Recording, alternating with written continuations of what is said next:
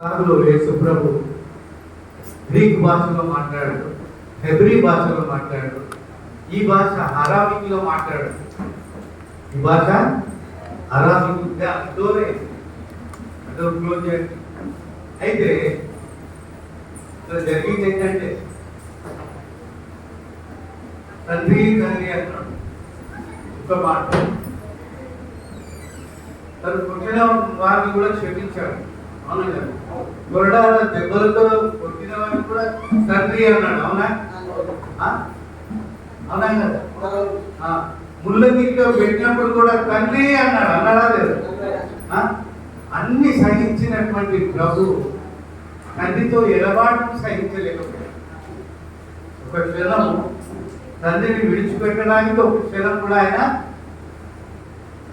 సహించలేకపోయాడు. ఎంతో దుఃఖం. నా దేవా నా దేవా నా దేవా అని మొదటి మాట, నా దేవా అని గావు కేక పెట్టాడు. తండ్రి నాయకులు నీవును నీయందు నేను ఉన్నామని పిలిపితో చెప్పాడు.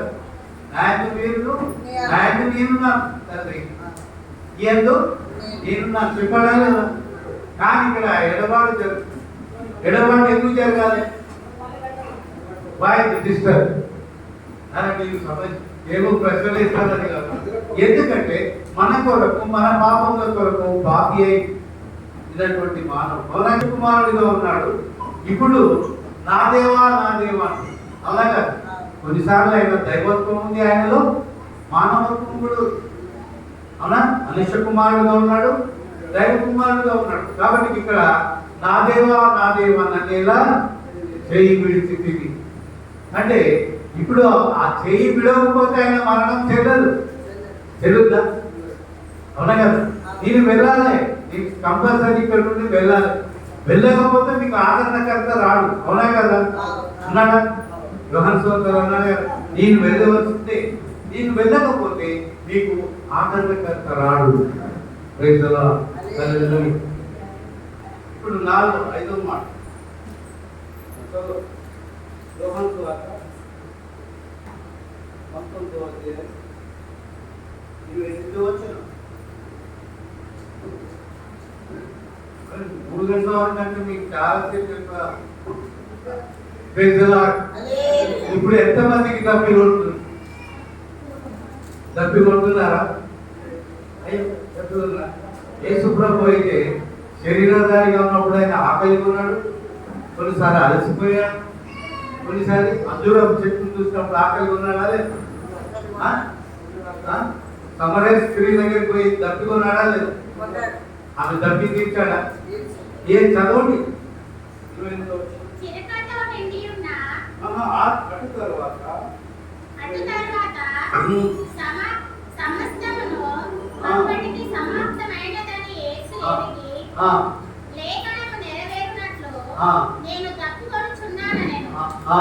లేఖనము నెరవేరినట్టు నేను దప్పి కొలుస్తున్నాడు. ఈ పాపం సాధారణమైనటువంటి దప్పి కాదు. సమరయ స్త్రీ దగ్గరికి పోయినప్పుడు ఆయన శరీరధారిగా ఉన్నాడు. ఆయనకి ఆకలి ఉంది, దప్పు ఉంది, అన్ని నిద్ర లేని కూడా అలసిపోయాడు కూడా. కొన్నిసార్లు ఒక స్థలం కూడా తీసుకున్నాడు అలసిపోయినప్పుడు స్వార్థ ప్రకటించారు. కాబట్టి ఇక్కడ ఏమంటున్నాడు అంటే ఆ రాత్రంతా కొట్టారని.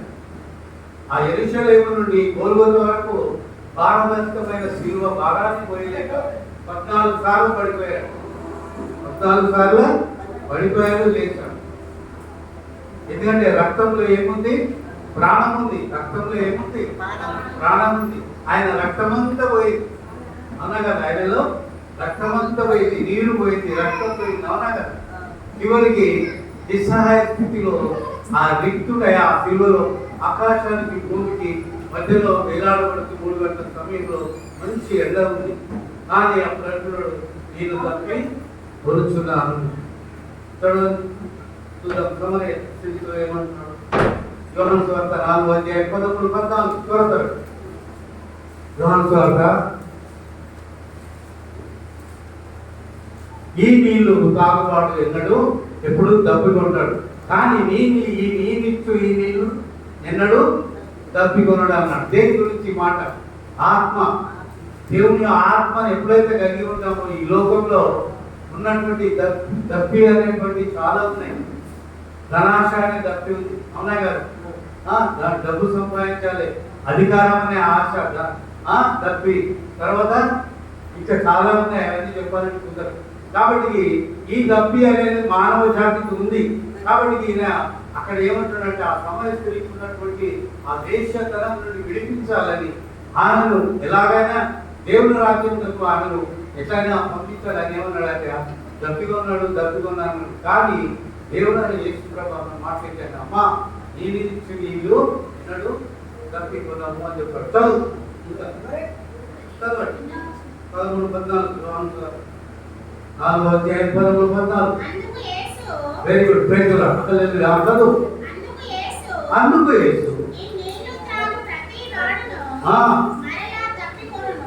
ఇది శరీరధారిపోయినటువంటి దప్పి అండి. మానవుడు 2 దప్పికలు, ఎన్నో దప్పికలు ఉన్నాయి. కామాతురత దప్పి ఉంది, లోకాశమ అనేటువంటి దప్పి ఉన్నది, అధికారం పొలిటికల్ రాజకీయం అనే దప్పి ఉంది, అవునా కదా? నేనే గొప్ప, నాగే నడవాలనే దప్పిక ఉంటుంది. నేనే సంఘంలో వాడబడాలి, బహుగా పేరు ప్రఖ్యాతం చెందినటువంటి దప్పి ఉంటుంది, అవునా కదా? లేకపోతే నేను లేదు ఇక్కడ ఏది జరగదనేటువంటి దప్పి ఉంటుంది. ఉంటుందా? నేను చెప్పిన మాటే నడవాలి అనే దప్పి కూడా ఉంటుంది. అక్కర్లేదు ఇక్కడ అసలు ఎప్పుడైతే దైవికమైనటువంటి ఆత్మను కలిగి ఉంటామో ఆ దేవుని యొక్క సుగుణాలు మనలో వస్తాయి, అవునా కదా? పరిశుద్ధాత్మ వలన మనము ఈ లోకాన్ని మనం జయించగలుగుతాం. నా ఆత్మ లేని వాడు నావాడు కాదు, అవునా కదా? పరిశుద్ధాత్మను మనం అనుదినము పొందుకోవాలి. ఈ పరిశుద్ధాత్మను పొందుకోవాలి. కేకలు అన్య భాషలు మాట్లాడడం కావచ్చు, కానీ దానికి దేవుడు కానీ ఇష్టానుసారంగా ఉండాలి. అన్య భాషలు, అవునా కదా? నేను భాషలు మాట్లాడుతున్నా కానీ దానికి అర్థం చెప్పే వాళ్ళు కూడా ఉండాలి. ఏదో ఖరాబా దూరాబా అలాంటి అయిపోయింది కాదు, అదంతా కాదు. కొరతీలో రాసిన పత్రిక చదవని చెప్తాడు భాషల గురించి. అందుకే నేను అనేది ఏమంటే దేవుని ఆత్మను మనం పొందుకోవాలి. ఈ లోకాన్ని జయించాలంటే దేవుని ఆత్మ మనకు కావాలి. అందుకే ఆమె వ్యభిచారమైనటువంటి పట్టబడిన స్త్రీని ఆమె ఉన్నటువంటి దాహాన్ని తీర్చగలడు. ఆత్మీయ జలములను ఆమెలో ప్రవహింపజేశాడు. 7వ అధ్యాయం యోహాను సువార్త 37-39. యోహాను సువార్త 37-39 లేఖనాలు ఉన్నాయి.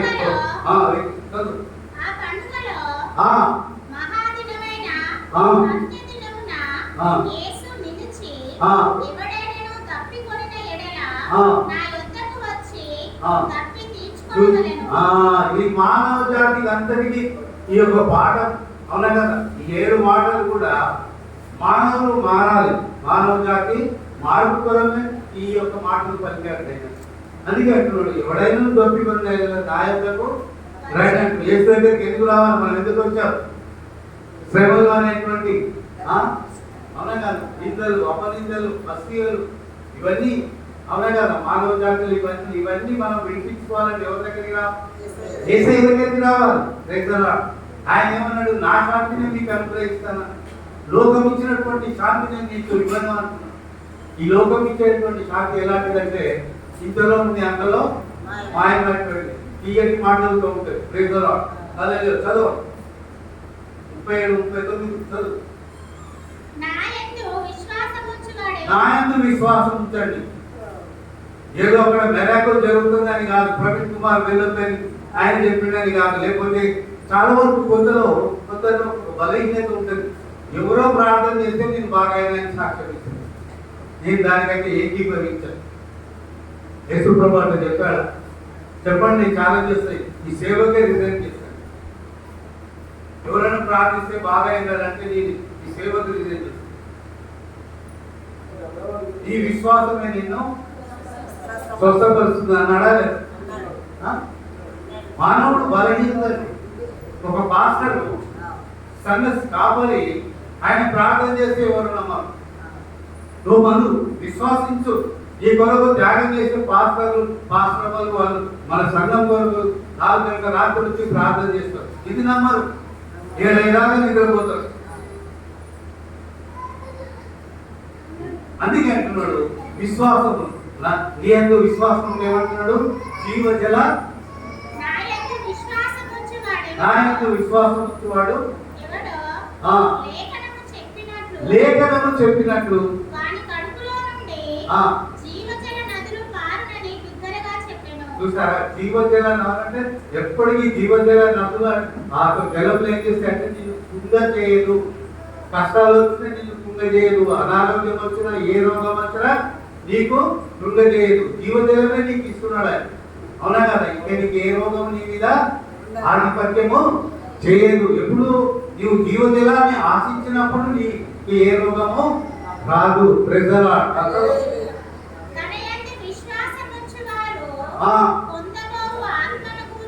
చూసావా? తనయందు చూడండి, చెప్పానా లేదా? ఆత్మ కావాలి. తనయందు విశ్వసించుకోవాడు ఆత్మను గురించి చెప్పాను. ఆత్మను గురించి ఈ మాటను చెప్పాను. ఇప్పుడు జలములు దేనికి సాదృశ్యంగా ఉన్నాయి?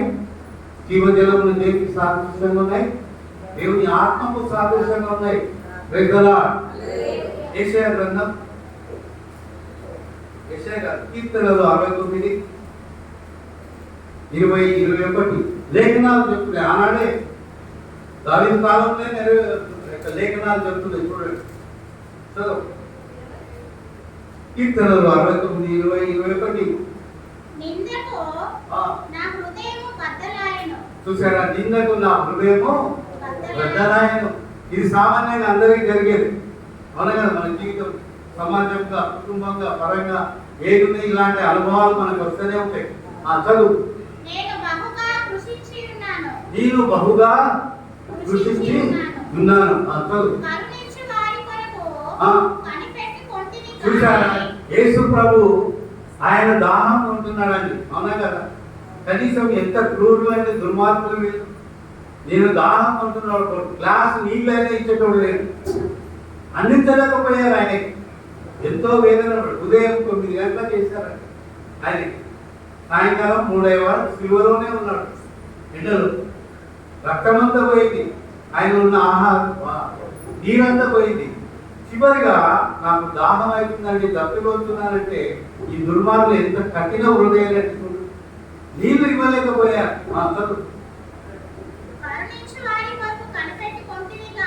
కానీ కరుణించి వారి వరకు కనిపెట్టింది. యేసు ప్రభు ఎంతో ఈయనతో అడుగుతున్నాడు, ఏమన్నా దప్పిపోతున్నానయ్యా.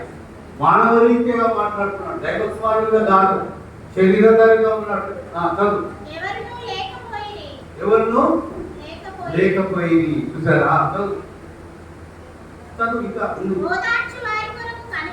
గోదావరి వరకు కనిపెట్టాను. అవునా కదా? గోదావరి వరకు కనిపెట్టాను. తల్లి అయిపో యోహాను శిష్యుడు తప్ప అక్కడ ఎవరు లేరు, ఆదరించేవారు లేరు. ఆయన అంత వేదన పడుతున్నాడు, దప్పి వస్తున్నాడు. కనీసం ఎవ్వరు కానరాలేదు. నిరాశ నిస్పృహలున్నాడు. ఏకాగ్రత ఆకాశంలో భూమికి వేలాడదీయబడ్డాడు. వాళ్ళు చేతులు నాకు ఆహారంగా ఇచ్చి ఉన్నారు. చూసారా?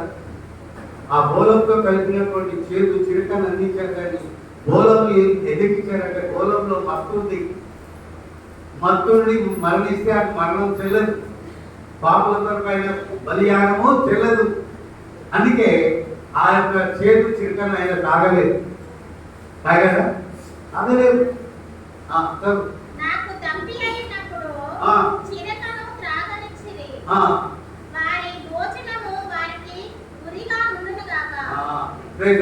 అందుకే చూడండి, ఆయన నిస్సహాయ స్థితిలో ఉన్నాడు.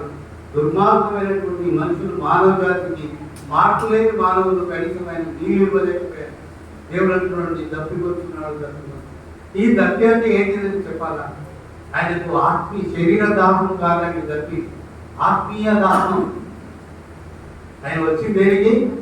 పాపులను రక్షించడం కొరకు ఆయన ఈ లోకానికి వచ్చాడు. అవునా కదా? ఆయనకు ఆత్మీయ దాహం ఉంది. అనేక ఆత్మలు రక్షించబడాలి. దేవుని రాజ్యంలోకి ఆత్మలు రక్షించబడాలని ఆత్మీయ దాహంతో ఉన్నాడు ఆయన. ఆయన దాహం కొనాలంటే ఎప్పుడో కొట్టాడు. చివరిగా నేను దాహం కొనుక్కున్నాను, ఆ దాహం కొనుక్కున్నాను అన్నాడు. అంటే ఆయన పొందింది ఏంటంటే ఆత్మీయ దాహం.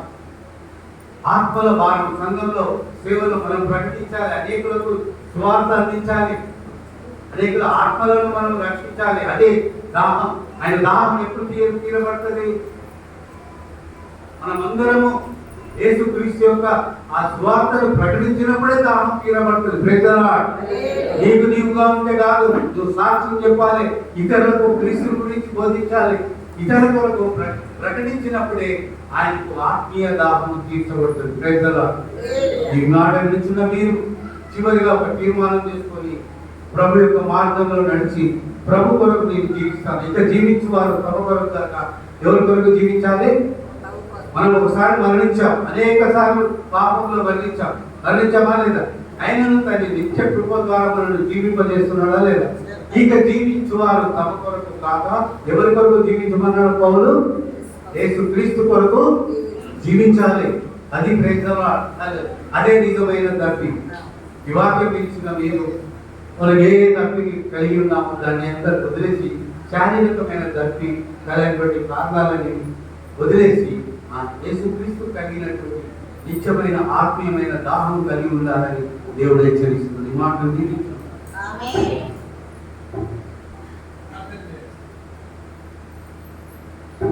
ప్రేమ కలిగించండి. కృపా సమృద్ధికి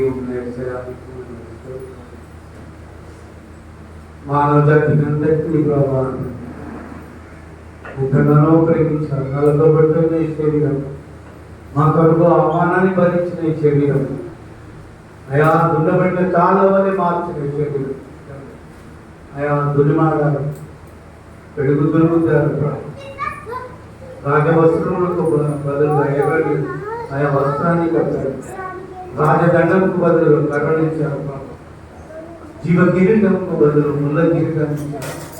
మా కొరకు ఎంతో వేదన చెప్పారు. అయా నీ నిజమైన ఒక విలువైన ప్రాణాన్ని బలియాగంగా అర్పించావు ప్రభా. నేను నీవెంతగానో తగ్గించుకున్నాను. ఆ పరలోకంలో నుంచి పరలోకంలో ఇచ్చకూడనటువంటి భాగ్యములు, తండ్రితో కూడా ఉన్నట్టు సమాన భాగ్యముల గురించి మా కొరకు దాసుని స్వరూపం ధరించి ఈ లోకానికి వచ్చి ప్రభా శ్రమలు కష్టాలు అనుభవించి మరణించిన మా ఈశ్వరుడు మీకే వందనాలు, స్తోత్రాలు.